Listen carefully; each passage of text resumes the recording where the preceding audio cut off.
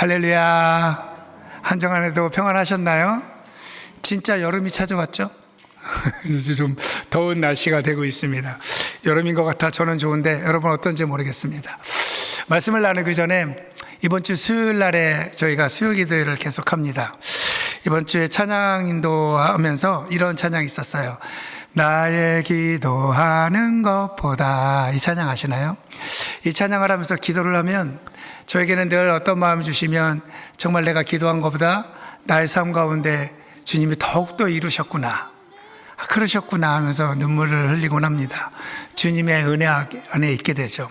그런데 대부분 그 은혜라고 생각하고 그 대부분 그 더 기도한 걸 이루셨구나라고 할 때 나의 삶을 돌아보거나 아니면 나의 가정을 이렇게 보면서 야, 진짜 내가 생각한 것보다 더 하나님은 이루셨구나, 우리 가정 가운데 여기까지 인도하셨구나, 이렇게 자녀들과 아내와 이런 삶을 살도록 하셨구나 라는 생각으로 마음이 이렇게 참 감사하는 시간이 주로였습니다. 근데 이번 주 수요일엔 좀 다른 마음을 주셨던 것 같습니다. 가정과 나의 삶에 대한 말씀이 아니라 나에게 그리고 우리에게 함께 기도하는 믿음의 공동체가 있음을 말씀하시는 것 같았습니다. 그리고 가만히 생각해 보니 내가 신앙생활하면서 교회 공동체가 내가 기도하시는 것보다 우리 공동체 안에 더 응답하시는 하나님이시구나 라고 마음을 다해서 기도하는 나의 모습은 많이 발견하지 못하는 나 자신을 돌아보게 되었습니다. 그러면서 저에게 이렇게 함께 기도할 수 있는 공동체가 있다라고 말씀하시고, 광야에서 저는 그전엔 제가 이렇게 혼자 걸어가는 줄 알았는데 이 공동체가 함께 손잡고 기도하면서 걸어가는 모습을 보여주면서 참 여기서 함께 신앙생활하는 게 좋다, 그리고 참 목자로서 기도 열심히 더 해야 되겠다라고 깨닫는 시간이었습니다. 참으로 함께하는 공동체가 있어서 좋습니다. 그래서 이번 주 수요 기도회는 좀 더 이렇게 오셔서 함께 기도하면서 하나님의 마음을 깊이 배우기를 소망하게 됩니다. 지난주에는 저는 11장의 두 증인에 대한 설교의 말씀을 나누었죠. 우리 안디옥 세움 공동체가 함께 증인의 삶을 간절히 소망하며 말씀을 나누었습니다. 오늘 제목 어떻습니까? 이보다 더 좋을 수는 없습니다. 뭔가 좀 영화 제목 같기도 하고 그렇죠. 이런 제목으로 오늘 말씀을 나누려고 합니다. 사랑하는 성도 여러분, 묵상하고 계시나요? 요한계시록 이렇게 읽고 있나요? 읽으면서 처음엔 어려웠지만 읽어가면서 조금씩 더 이해돼 가기를 소망하게 됩니다. 하지만 계시록을 읽으면서 우리들이 기본적으로 좀 가지고 있어야 될 생각들이 있습니다.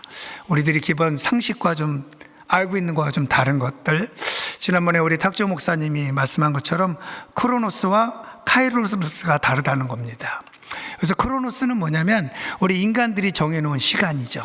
약속된 시간들, 그래서 몇 시, 그리고 그 역사의 어떤 시간을 중심으로 이루어져 가는 것들을 보는 게 크로노스입니다. 하지만 성경에 있는 요한계시록의 이 시간을 얘기하고 보여주는 환상들은 크로노스가 아니라 카이로스라고 해서 하나님의 시간을 말하고 있는 것입니다. 그러므로 이 이야기를 왜 하냐면 요한계시록의 내용은 역사적인 시간이 막을 내릴 때쯤, 말세라 그래서 종말의 딱 그때쯤에 벌어질 일들을 보여주는 게 아닙니다. 여러분 잘 생각하셔야 됩니다. 눈을 갑자기 크게 뜨셨는데 그런 일들을 보여주는 게 아니라 우리들이 뭘 가지고 있어야 되냐면 종말에 대한 개념을 좀 가지고 있어야 됩니다. 많은 그리스도인들이 종말 그러면 어떤 생각을 하냐면 예수 그리스도께서 구름을 타고 하늘나라에 내려오시고 막 재림하시는 이 장면, 바로 그 전 이거나 그 전후 이때를 종말이라고 생각하는데요. 이 계시록에서 말하는 종말은 언제냐면 예수 그리스도가 초림 오시고 재림하는 사건이 있는 전체의 의미, 그 전체의 과정을 말하고 있는 것입니다. 그러므로 우리는 종말 안에서 신앙생활을 하는 사람들이는 거죠. 그때에 앞으로 이뤄질 재앙이 아니라 지금 이 시간에서도 이런 일들은 일어날 수 있다라고 말하는 것입니다. 저 멀리 미래에 이런 일이 있을 거야, 그러니 우리가 참고 기다리고 신앙생활을 잘 하자가 아니라 지금 이러는 일이 일어나고 있다, 현실 속에서 일어나고 있다라고 성경은 말하고 있습니다. 당시의 원독자들에게는 더욱더 그렇습니다. 당시의 원독자들은 바벨론이나 큰 음녀나 이런 단어들은 대부분 로마를 상징하는 거여서 더욱더 더 지금의 일상의 이야기를 하는 것입니다. 지금 우리에게도 분명히 이 시간은 동일하게 해당됩니다. 그러므로 여러분이 읽으면서 지금 계속 며칠째 심판에 대해서 읽을 때 사실 이 심판에 대한 내용은 전 열방의 땅에 있는 모든 사람에게 이루어지는 것이 아니라 성경을 자세히 보면 창세로부터 하나님으로부터 인치심을 받지 아니한 자들, 그리고 사단과 사단을 따르는 자들에게 이런 심판이 이루어지는 것입니다. 여러분, 성경을 그러면서 계시록을 이렇게 보실 때 제일 중요한 것 중에 하나는 주어입니다. 주체이죠. 그라는 단어, 어떤 단어들이 나왔을 때 그게 누군지 모르고 천사인지 사단인지 아니면 하나님을 따르는 백성들인지 아닌지 모르고 읽다 보면 이게 나한테 오는구나, 잘못 알고 읽을 수도 있다라는 것입니다. 그래서 이런 내용을 쭉 보면서 보시면 좋을 것 같습니다. 심판에는 동전의 양면처럼 심판과 구원의 내용이 있습니다. 그래서 오늘 우리에게 더 견고한 인내를 가지고 믿음으로 살아갈 것을 강조하기 위한 것이지, 말을 안 들으면 이런 재앙이 임하고 말을 잘 들으면 피해갈 수 있다라고 말하는, 세상에서 말하는 점성술, 이렇게 샤머니즘, 똑바로 안 하면 안 돼, 이렇게 착하게 살아야 돼라고 하는 그런 책이 아닙니다. 이 책을 그래서 보면서 꼭 하나님이 우리에게 허락되어지는 구원과 심판이 있는 책임을 봐가면서 성경을 공부하고 묵상했으면 좋겠습니다. 그 중에 오늘은 14장의 내용입니다. 쭉 제가 말씀을 준비하면서 이 제목을 생각하다 저에게는 진짜 이보다 좋을 수는 없습니다 라는 마음을 주셨기에 14장의 내용으로 설교 말씀을 나누도록 하겠습니다. 한번 원독자의 마음이 돼보았습니다. 원독자는 누구냐면 사도 요한이 편지를 보낸 그 교회에 이거를 최초로 읽는 사람들, 영어로는 오리지널 리더들이라고 합니다. 이 사람들은 누구냐면 예수를 따르고 예수의 복음을 믿고 그에 맞춰서 삶을 살아가는 사람들입니다. 그러다 보니까 황제 도미티안을 나의 주인으로 섬기지 않음으로 인하여 모든 경제권을 다 뺏깁니다. 그들이 경제권을 다 가지고 있고요, 그 말을 하지 않으면 경제권을 뺏기는 것뿐 아니라 정말 굶어 죽는 상황들도 많이 일어납니다. 내가 굶는 것도 좀 참을 수 있지만 나의 자녀들이 굶는 상황이 오기도 합니다. 심지어는 로마에게 고소를 당하고 고발을 당해서 박해를 받고 순교를 당하기도 합니다. 한번 생각해 보시기 바랍니다.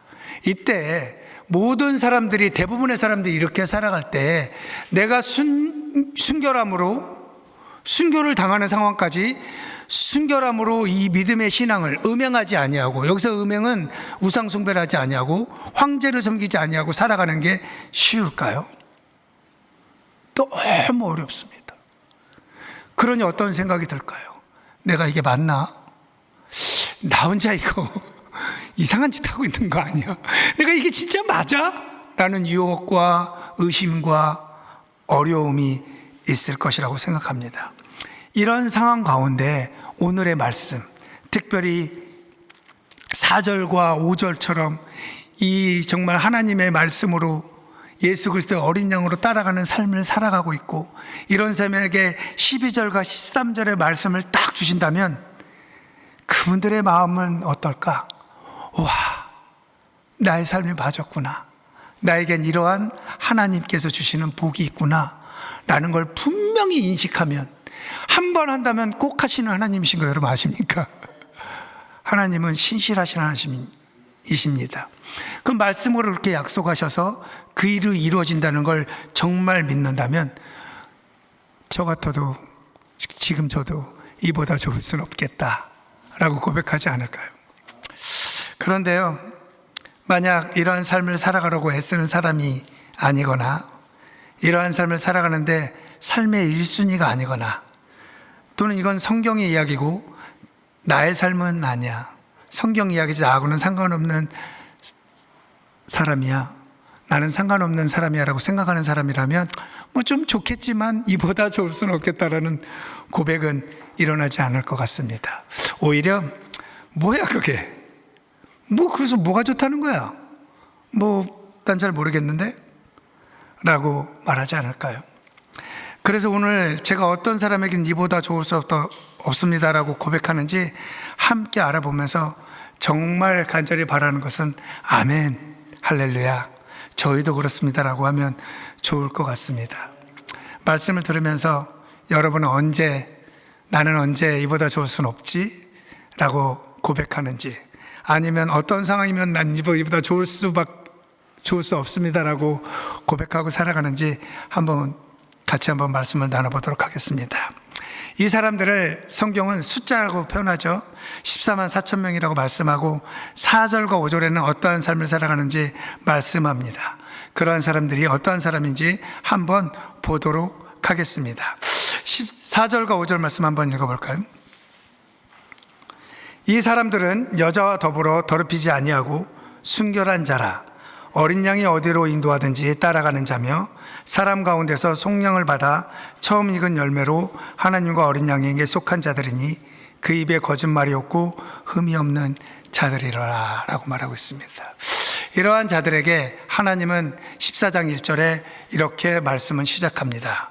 또 내가 보니 보라, 어린 양이 시온 산에 섰고 그와 함께 14만 4천이 서 있는데 그들의 이마에는 어린 양의 이름과 그의 아버지의 이름을 쓴 것이 있더라 라고 말합니다. 성경에서 이 시온산은 하나님의 다스림이 시작되는 곳이라고 말합니다. 그런데 이 하나님이 다스리는 이곳에 보통 보좌에 우리는 앉아있다라고 말을 하고 있는데 이분이 서 있습니다. 왜 서 있을까요? 이 성경 안에서 서 있다라는 것은 이 싸움은 너희들만의 싸움이 아니라 내가 함께하는 싸움이다. 그 보좌에 계신 그분이 예수 그리스도께서 싸우고 있다, 14만 4천 명과 함께 싸우고 있다라고 말하는 것입니다. 하나님이 교회와 성도들 그리고 궁극적인 약속을 하고 있는 것이죠. 그래서 우리는 이러한 이러한 상황들을 지금은 예배를 통해서 믿음의 눈을 열어서 자주 보아야 합니다. 예배는 바로 이 열린 하늘을 통해 하나님과 약속을 붙들고 소망을 붙잡는 자리죠. 따라서 우리가 예배의 자리에 있을 때 우리에게 들려지는 하나님의 말씀을 통해서, 또 우리가 부르는 찬양을 통해서, 또 우리가 드려지는 기도를 통해서 우리는 하나님의 계시와 은혜를 경험으로 열린 하늘을 보아야 합니다. 우리의 믿음은 어쩌면 치열한 싸움입니다. 어렵고 힘들고 절망스럽고 눈물 골짜기를 날마다 지날 때마다 여러분 혼자 있는 게 아니라 그분이 함께 하는 것이군을 꼭 믿으시기를 바랍니다. 오늘 여러분이 이 4절과 5절 말씀을 읽었는데요, 이 말씀 중에서 어떤 말씀이 제일 마음에 와닿나요? 저는 이 말씀 중에서 어린 양이 어디로 가든지 따라가는 사람들이라는 말씀이 마음에 와닿습니다. 어떤 삶일까요? 왜 어린 양이라고 표현할까? 라고 묵상하였습니다. 어린 양이라면 예수님이 십자가의 길에서 하나님께 온전히 순종하는 삶을 말하는 것입니다. 우리의 삶을 다시 한번 돌아보기 바랍니다. 여러분의 삶의 방향은 어떤가요? 십자가에 여러분의 삶을 올려놓고 살아가나요? 아니면 그리스도인이라고 하면서 땅의 방법으로, 세상의 방법으로 자기 소견대로 살면서 일부만 신앙인 척하고 살아가고 있지는 않나요? 당시의 십자가는 어떤 의미였을까요? 로마 시대의 십자가는 반역자들, 국가의 반역을 해서 가장 나쁜 사람들을 처형하는 것이 십자가였습니다.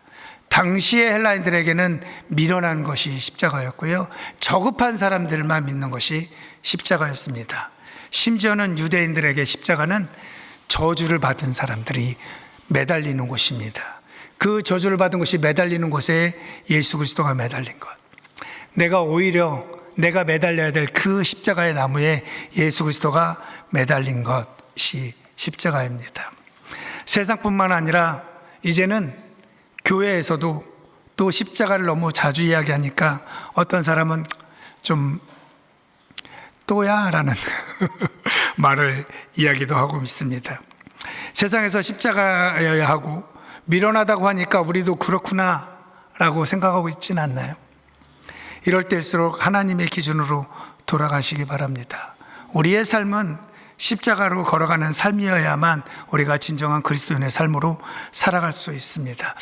제가 보니까요, 우리 그리스도인의 삶이 왠지 외롭고 허전하고 이렇게 사는 건 아닌 것 같은데 뭔가 더 있는데 라고 할 때 대부분 어렵고 힘든 삶에 여러분은 마음 가운데 있을 때 그게 광야라고 하면 그때는 십자가 상의 삶에서 우리들이 그 삶을 살아가고 있지 않는 겁니다. 예수 그리스도의 십자가를 멀리하며 살아가는 것이죠.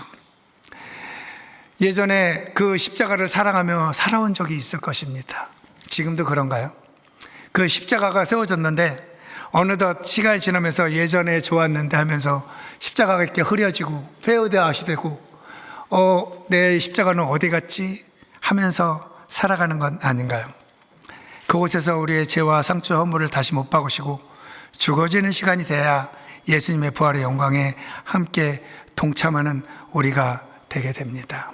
사랑하는 성도 여러분, 그때도 그렇고 지금도 그렇고 이러한 삶을 살아가는 건 쉽지 않습니다.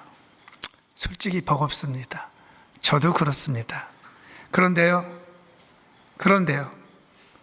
그 길만이 생명으로 가는 길인 걸 여러분 믿으시죠? 여러분, 그 길만이 생명으로 가는 거 믿으시죠?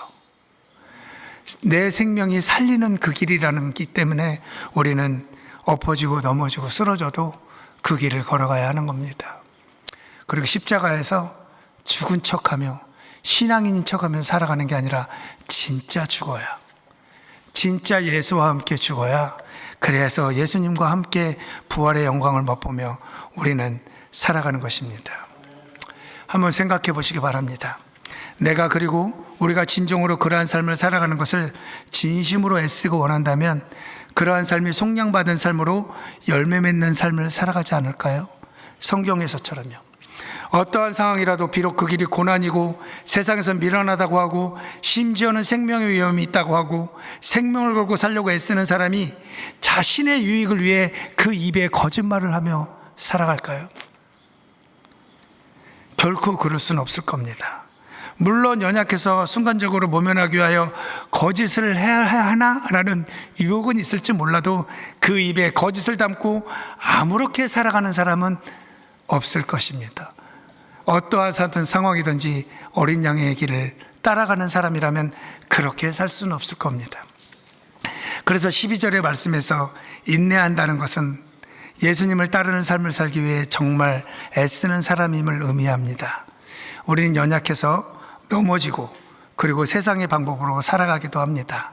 어쩔 때는 세상의 방법이 아닌 하나님의 방법으로 삶을 살았는데 세상의 기준으로 성공하지 못한 것으로 보이거나 할 때 하나님의 방법으로 정직하게 살았더니 어쩔 때는 재정도 별로 없을 때 하나님의 방법으로 정직하게 비즈니스를 했더니 그 비즈니스가 실패할 때 세상의 가치관으로 그 사람을 불쌍하게 생각합니다.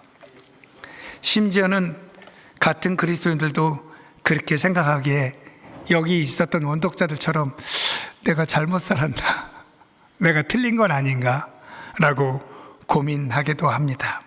하지만 요한계시록 상황에서요, 정직하게 생명을 거며 그것을 지켜왔던 그리스도인이 있다면 지금의 우리도 그들처럼 함께 그러한 삶을 살아야 한다고 성경은 말하고 있습니다. 그래서 12절은 이렇게 말합니다. 우리에게 성도의 인내가 여기에 있다라고 말씀하는 것입니다. 그러므로 인내한다는 것은 오늘 말씀처럼 어떠한 상황에서도 하나님의 말씀을 지켜 행하는 것이며 예수님에 대한 믿음을 지키는 것입니다. 이러한 삶을 살아가는 하나님의 백성들에게 13절은 세 가지의 선포를 하며 기록하라 라고 말합니다. 여러분, 원독자가 되고 정말 내가 그리스도인의 삶을 살아가기 위하여 인내하며 애쓰는 사람이라면 이 기록하라라는 말을 들으면 정말 와, 이보다 좋을 수는 없겠다 라는 마음이 될 것입니다. 첫째는 뭐냐면 주 안에서 죽은 자들은 복이 있다라고 말합니다. 네? 죽은 자들이 복이 있다고요? 어떠한 종교도 인류 역사상에 그 누구도 죽은 것을 가지고 복이 있다라고 말하는 사람들은 없습니다. 그러나 성경은 오늘 분명히 선포합니다. 죽은 자들이 복되다라고 말하고 있습니다. 왜 그럴까요? 로마서 6장 8절과 9절은 이렇게 말씀합니다. 만일 우리가 그리스도와 함께 죽었으면 또한 그와 함께 살 줄을 믿노니 이는 그리스도께서 죽은 자 가운데서 살아나셨음에 다시 죽지 아니하시고 사망이 다시 그를 주장하지 못할 줄 아미로라. 아멘. 예수 그리스도가 십자가에 돌아가신 순간 우리의 죄는 완전히 해결되었습니다. 우리가 아무리 연약한 가운데 놓였다 할지라도 이제는 죄 문제로 정죄하지 못하는 것입니다. 뿐만 아니라 예수 그리스도와 함께 부활의 첫 열매가 되었습니다. 그 안에 죽은 자들이 약속을 같이 받는 것이죠. 그러므로 죽은 자들이 복되다고 하는 것은 첫째는 죄의 문제가 해결되었고, 둘째는 부활의 약속과 함께 새로운 생명으로 살아가는 것을 의미합니다. 두 번째 기록하라 라고 말하는 것은 뭐냐면 성령이 이르시되 그러하다 그들이 수고를 그치고 쉬르니 라는 것을 기록하라 라는 것입니다. 성령님도 우리의 삶을 인정하시며 이제는 주님과 함께 영원한 쉼을 가지게 된다는 것이죠. 사랑하는 성도 여러분, 인간의 삶에서 가장 중요한 본질과 존재의 목적을 갖는 것은 그분과 함께 쉼을 갖는 것입니다.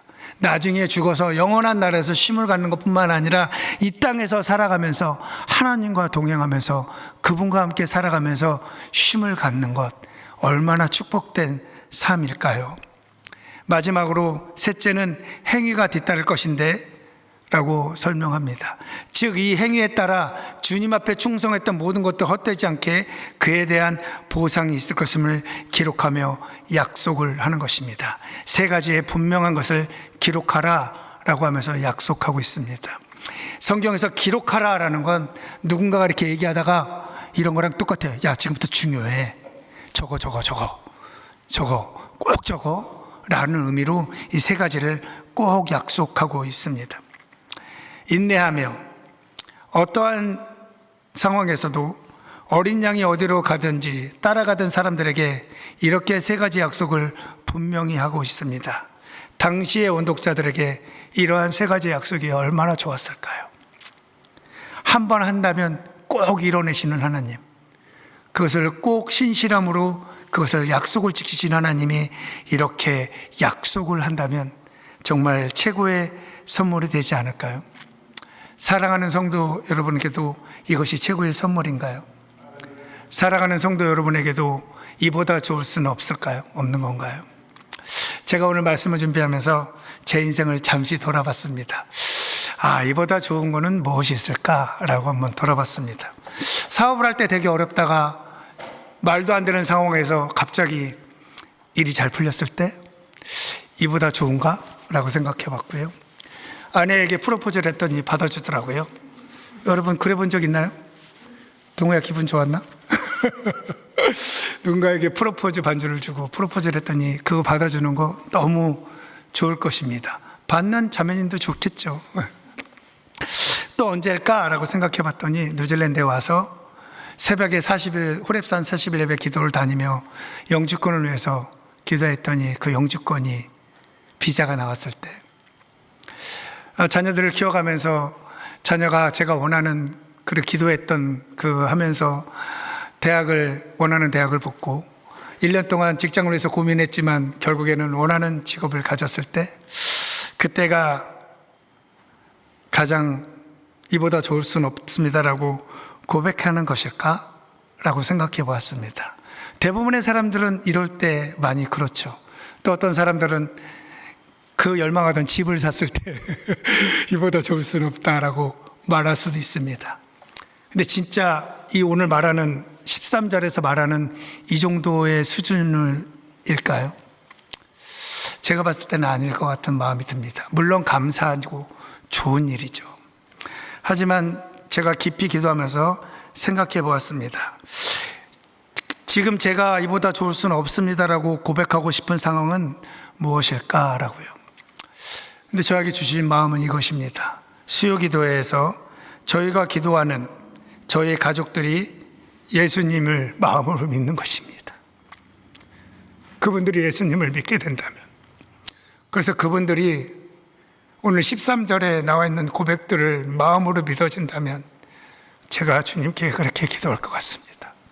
주, 이보다 좋을 수는 없습니다. 제가 가장 바라는 것입니다.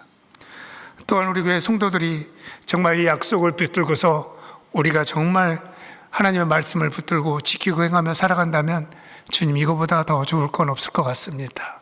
왜냐하면 이렇게 살아가는 삶을 저도 이렇게 살아간다면 13절의 약속이 저한테도 이루어지는 것이기 때문입니다. 이 일은 당시의 이 글을 읽는 원독자들 뿐만 아니라 우리의 삶에서도 최우선순위가 되기를 바랍니다. 하나님은 신실하신 하나님이십니다. 그분은 그분의 약속을 꼭 이루시는 분이심을 기억하시고 믿으시기 바랍니다.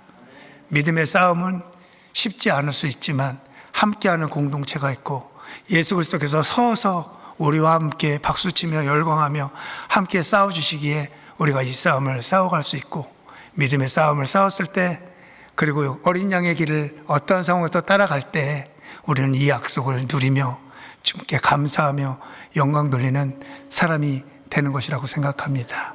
우리가 함께 이를 이뤄가는 안디옥 세움교회 공동체가 되기를 그리스도 이름으로 축원드립니다.